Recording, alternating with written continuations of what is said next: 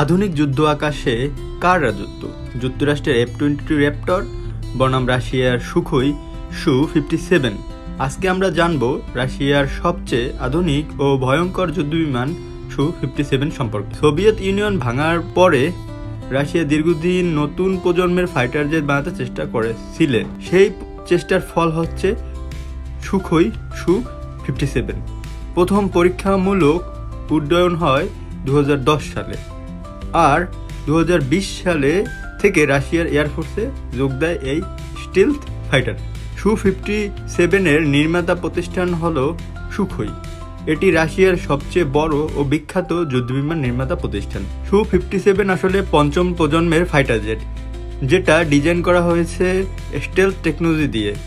এর বিশেষ আকার, রাডার শোষণকারী ম্যাটেরিয়াল আর অভ্যন্তরীণ অস্ত্র বহনে সক্ষম সুবিধা থাকায় রাডারে প্রায় অদৃশ্যই বলা যায়, অর্থাৎ শত্রুর চোখে ধরা পড়া অনেক কঠিন। এটি একটি টুইন ইঞ্জিন বিশিষ্ট ফাইটার জেট। এর গতি ঘন্টায় 2400 কিলোমিটার। শুধু তাই নয়, এর ইঞ্জিনে আছে থ্রাস্ট ভেক্টরিং টেকনোলজি, যার ফলে আকাশে এমন সব কৌশল করতে পারে যা সাধারণ বিমানের পক্ষে অসম্ভব।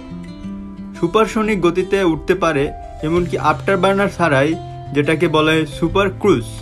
আবার আধুনিক রাডার ও সেন্সরের চারপাশে 360 ডিগ্রি কভারেজ দেয়, ফলে আকাশ থেকে মাটি বা আকাশ থেকে আকাশ সব ধরনের মিশনে সমান কার্যকর। Su-57 তার ভেতরে এবং ডানার একসাথে বহন করতে পারে মারণাস্ত্র।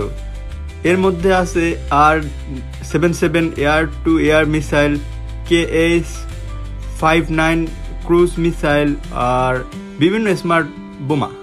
ভবিষ্যতে এটা হাইপারসোনিক মিসাইল বহন করতেও পারবে বলে ধারণা হচ্ছে।